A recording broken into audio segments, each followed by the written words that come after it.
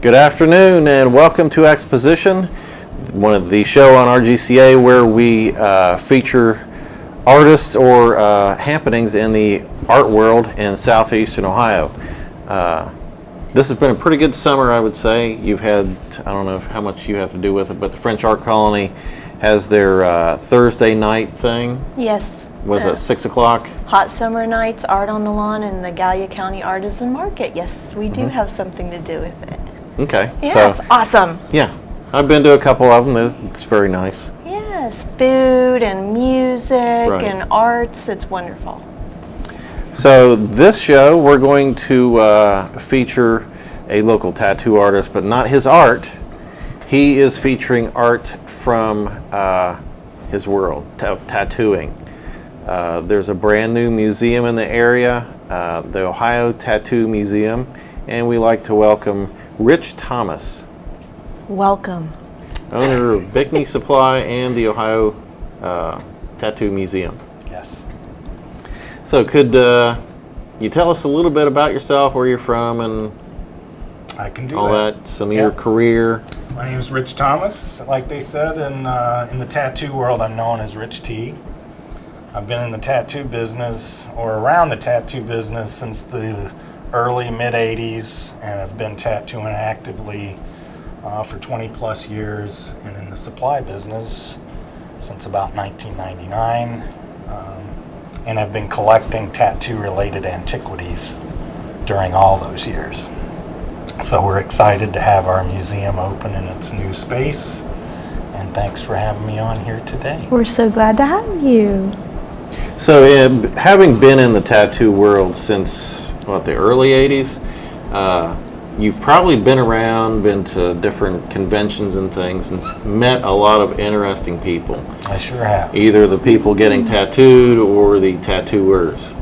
Is this where you've gotten this art that you found, or? The first pieces I collected, I wasn't really aware that I was collecting yet. I just thought it was cool. Some of it, I've always been attracted to maybe what people would call lowbrow or outsider art. Today that's probably what they would call it. Is that outsider art? Is that just tattooing, or is that just a whole that range could of be all kinds of stuff, like I'm trying to think of an example. Robert Williams might be considered outsider art, if you're familiar with his stuff. Or folk art, that kind of thing. Right. But one of my mentors, Mike Bicknee, was a New York City tattooer. He gave me some stuff just because I thought it was neat. And so that's kind of where the collecting started, and then I've just gotten lucky over the years. And, a large part of our permanent collection is from two sources. One was Al Shifley was a Sandusky, Ohio tattooer. He tattooed from 1927. Strange to mention, but he started his tattoo business from his parents' residence. Wow. So I'm thinking he must have had really, really cool parents. Yeah. Back in the 20s, I'm not sure what the attitude towards tattooing would have been then. Yeah. So, but anyway, we have probably what is 2/3 to 3/4 of the contents of his shop. He tattooed until 71, 72, passed away in 73, and then his son carried on the business till 2000 and sold the contents of the shop through an ad in the newspaper, and then I purchased. Like I said, 2/3 to 3/4 of the shop's contents from the fellow who bought that stuff. So did you know this guy? Did I know? The tattooer. The Sandusky man. Shifley? Right. No, he passed away in 73. I do know his son now, but I met him through acquiring that stuff and then sought The him out. purchase. Yeah. Yes. He had sold it to another tattooer that I bought it from. Okay. So, and then the other large collection we have belonged to this guy, Al Cook. I know very little about him, but he was a Cleveland businessman. Wasn't tattooed, didn't tattoo, but he had this lovely collection that contains some of the coveted pieces that we have. And that I found on eBay, you know. Huh. And So if you say Find coveted, anything. who is this coveted by? Is it your personal favorite stuff, or is there stuff that is recognized in the community? there's stuff that's recognized outside the tattoo world that's contained in the Al Cook collection. Bob Wick sheets, for example. You know, Is it the There- names, or is it the type of art that? Bob Wicks was particularly talented. You know, I mean, they're lovely pieces, and you know, he only tattooed for a short time. He left tattooing in 1930, and then went on to join the Royal American shows, and eventually, I understand, was the head of their art department, which back then would have been a big deal because they painted everything. Mm-hmm. You know, the train cars, all the show fronts, the banners, you know, but anyway, so he's known outside the tattoo world, and he didn't keep any of his tattoo stuff, so consequently it's valuable and sought after. If you look at the artwork, you know, it stands up on its own, in If- or out of the tattoo world. If someone sees this artwork that's well known in the tattoo community and they want it tattooed on them, is there a copyright, a legal thing? Not in my Because mind. it's artist license, the tattoo artists themselves is, you know, it's perfectly legal for them to use the artwork because it's their art. They make it their own. Is that I right? would think so. I mean, a lot of particularly traditional, like Western tattoo images are reoccurring images. So lots of Sure. times when you see it, it's, you know, if I did it, it would be my version of that image. Right. You know, right. so you see, part of what I enjoy about our collection is you can see the same design, sometimes executed poorly, and other times I'm it can be sure. exquisite, and everything in between. Sure. Strangely enough, sometimes I really like the stuff that's kind of crude. I find it charming. Yeah. Yes. Gives I like that. character. Shading in the wrong spot. It just speaks to me. You know, There's museums like that, bad art. You know? I don't think it's bad art. I just think it's, you know, it's. Well, they- Well, it's like bad art. It's like some of those older paintings, what you call it, that have three sides of a house. Mm-hmm. You know, you wouldn't be able to see three sides of a house at one point in time, but in this early American stuff, sometimes you see things that you shouldn't see, and it's not correct. But it's, like you said, has a certain charm to it. Yeah. Yeah, it endears me sometimes, Yeah. you know. Yes. But you So know, if and we- even in some classical paintings, it'll have what I call hinky anatomy. You know, like everything will be correct, and then it'll have like short legs or something that Yeah. aren't proportioned. That's fun. So So if we back up a little bit, when you get into tattooing, I know you have to do an apprenticeship. Do people usually start out as artists and then want to apply their art as a tattoo, or do they want to be in tattooing and so then they pick up the artist skills after that? I know there's probably a range, but yeah, Is I it think like it probably for goes yourself? both ways. These days, it's probably more people are artist first? artists first, and years ago it may have been the other way around. Mm-hmm. In my case, most of my ability has come through the act of tattooing. You know? Okay. So you weren't an art student before? Well, I mean, high school, I took art classes and stuff, but I'm not well trained or anything like Right. that. You know, and I did well with painting. I did some screen printing and stuff like that when I was a kid in high school. But you know, I relied more on my aesthetic, just my personal aesthetic, and then, like I said, my drawing skills and stuff have been through the act of tattooing. Okay. Yeah, I wasn't sure how that kind of thing evolves. Now, still, taking a step back, you have owned a tattoo shop or a few, and have been a tattooer, and now you own a tattoo supply company. Yep. And what all do you supply other than just like machines and ink?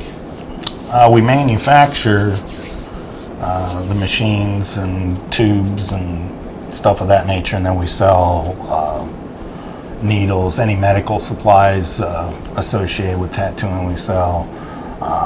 We have 300 plus titles. You know, a lot of tattoo history books, reference materials, and stuff like that. I've tried to be the supplier I would have liked to have had when I started in the early 90s. And this is an internet-based business, and you can walk into the storefront? We don't encourage walk-ins, though having said, tattoo shops that are maybe within a 2-hour radius of us are welcome to come and shop. We only sell to professional tattoo shops. Okay. So we don't sell to like walk-ins off the street. Or So if anything I like just that. want to pick up tattooing, I want to experiment, I don't come into your place and it's like, set me up. Not my place. Okay. So what would you find at the museum? I know you sell all the machines and all that sort of stuff. What do you find in the museum? The museum, you can view parts of our permanent collection, which would have stuff that I've already mentioned, like Al Cook's collection. Most of that is up and displayed. Now, is that called flash art, or is that something else? People refer to it as flash. Yeah.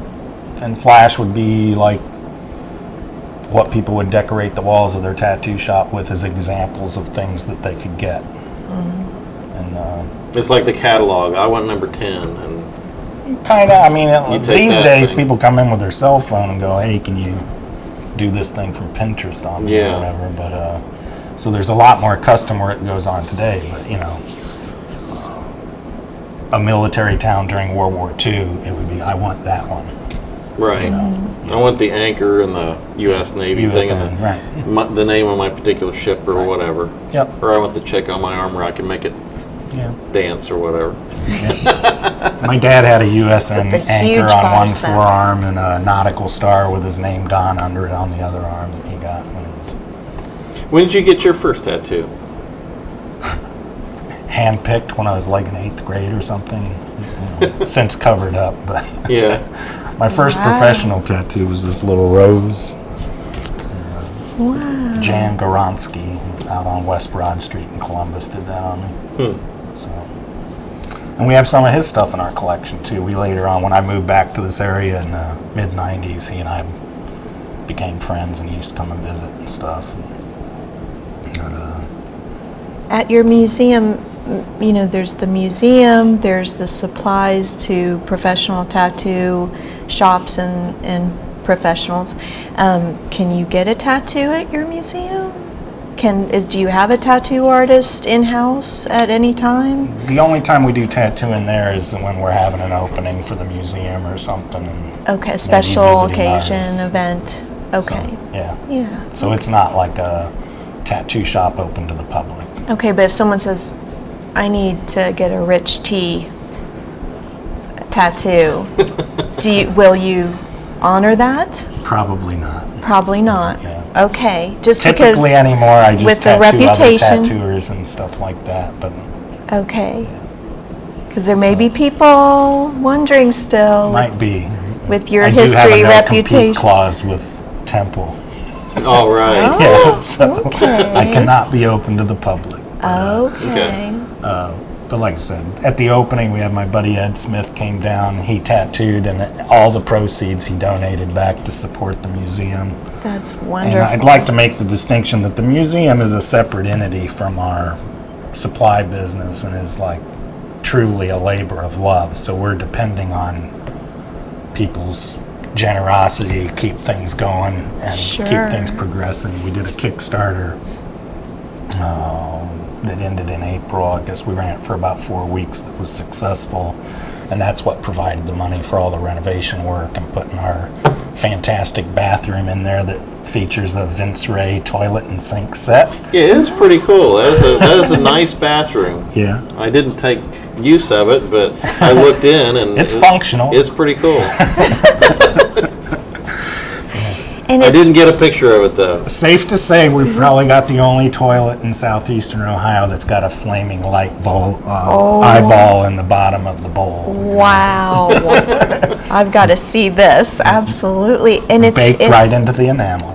That's amazing. And this is where the local Harley Davidson shop used to be. Right. So for our people who are familiar with where that used to be, Yeah. that's where you are now. Yep, formerly Baxter's Harley Davidson, now Bickney Tattoo Supply, and then what used to be part of their showroom, we put up walls, and the museum has a separate entrance. Okay. And So if you're familiar with Gallipolis or know the exit, you get off at the Holzer exit where the hospital is, and then you would travel more towards Rio Grande on that road, and it'll be on your right side, just outside of Spring Valley. right. So it's 1928 Jackson Pike. right. Bidwell. It says Bidwell. It's don't go to Bidwell looking for it. It's just outside of Spring Valley where the hospital is. Yeah, literally 1 block outside the city limits, I believe, of Gallipolis. On your way to the Bidwell farm. and zip code only. Right. Yeah. Yeah. So we've got some pictures. If we could bring up some pictures, I took these at the opening. Okay. So that is one of the pieces of flash art, something you would point out. It's like, Yeah, Diamond Joe Rivers. Don't know anything about him other than that was his name, and we have another signed piece where it says Hawaii 1944, which would indicate that he was probably working in Hawaii during World War II. So this came out of a collection that you bought? This was this piece was in the Shifley stuff, and then there was also a piece in the Al Cook stuff. So, but there was 3 of these in the Shifley stuff, so I suspect Al Cook from Cleveland got that one from Shifley because they were friends and knew one another and stuff. Yeah, I took that. It just caught my eye. It's a neat little piece. And I don't think you have to be somebody with tattoos or a tattoo fan or anything else to enjoy some of this art. Could you go to the next one? That piece in the forefront there is Les Skuse. He was the champion tattooer of England. Was a pretty famous guy, had the Bristol Tattoo Club during the 50s that has been resurrected by his grandson, and there's now, I guess, 3,000 plus members of the BTC. And if you're interested in joining the BTC, What's the Bickney BT? Tattoo Supply, Bristol Tattoo Club, Okay. but we are their representative in the United States. So. Huh. How do you become a champion tattoo artist? Is that speed or judging artwork? I don't know. I mean, I never heard it put like that. He was a talented tattooer, but he was also press friendly, I guess would be a way to put it. You know, so he was known all over the world. Was in like numerous newspapers and stuff. He and Al Shifley from Sandusky became friends, probably through Al Cook. Because I have photos of Al Cook visiting England in the early 50s, and Shifley didn't travel over there till many years later. And then Al Shifley also had the Sandusky Tattoo Club, which was modeled after the Bristol Tattoo Club. Is a tattoo club just people that have tattoos, or people that have certain tattoos, or I mean, it was. I think it was probably a little bit of all of that. You know, the guys would use it to promote their tattoo business. Like there was a discount schedule if you were a Bristol Tattoo Club member.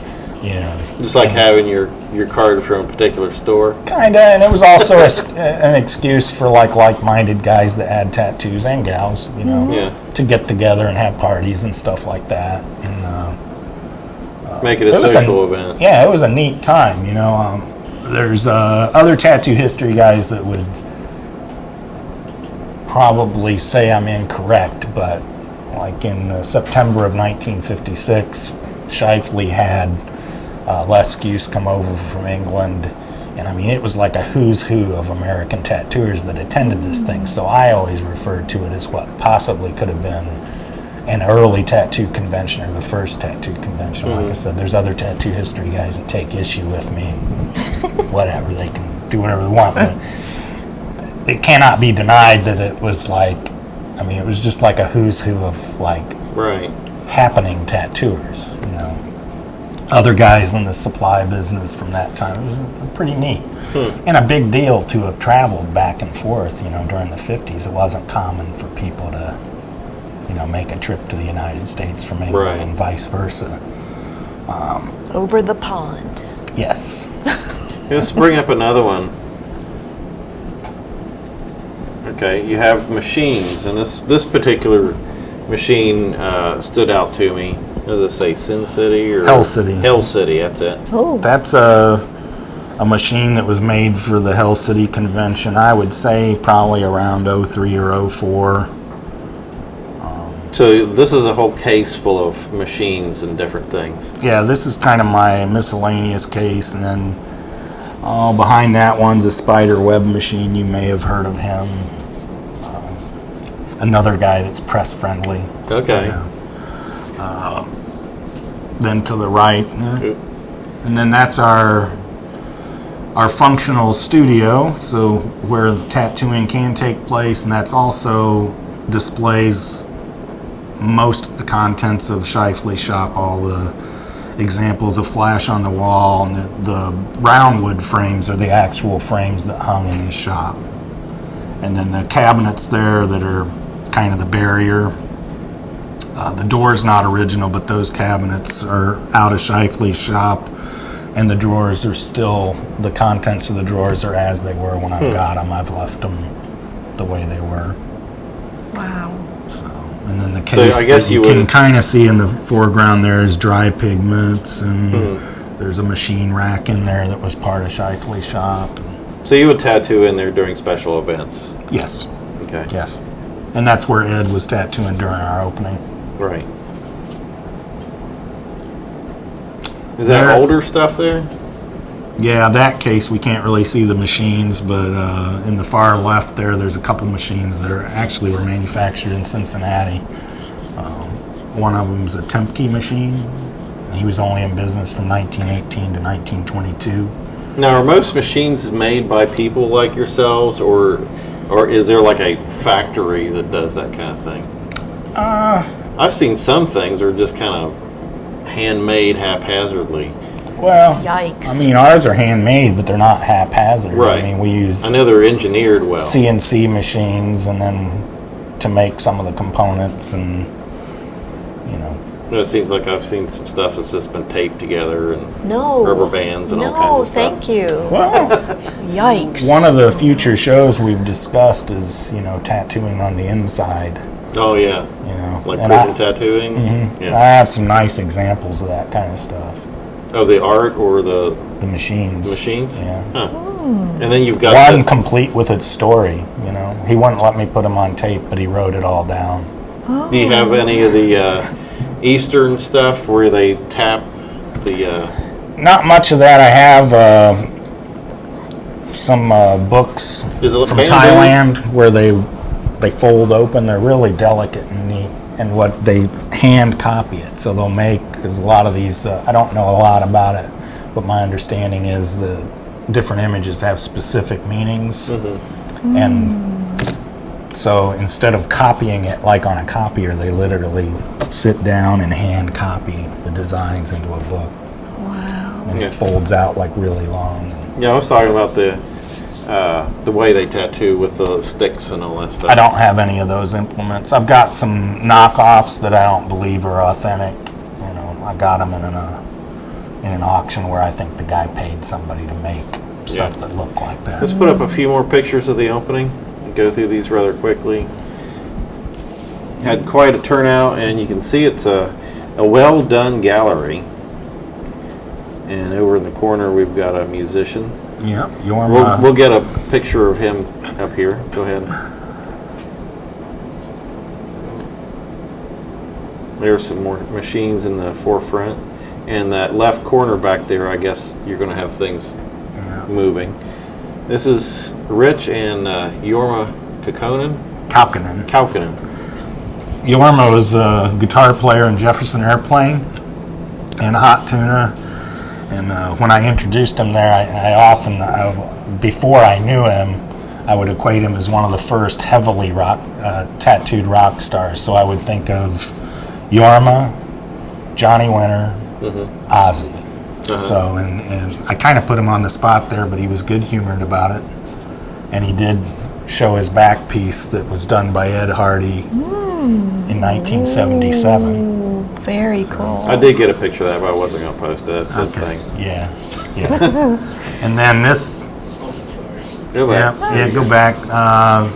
This is kind of my tribute to Chris Fouts. He was the editor of International Tattoo Art and my champion. You know, I owe a lot of my career to him. Unfortunately, he passed away a couple years ago.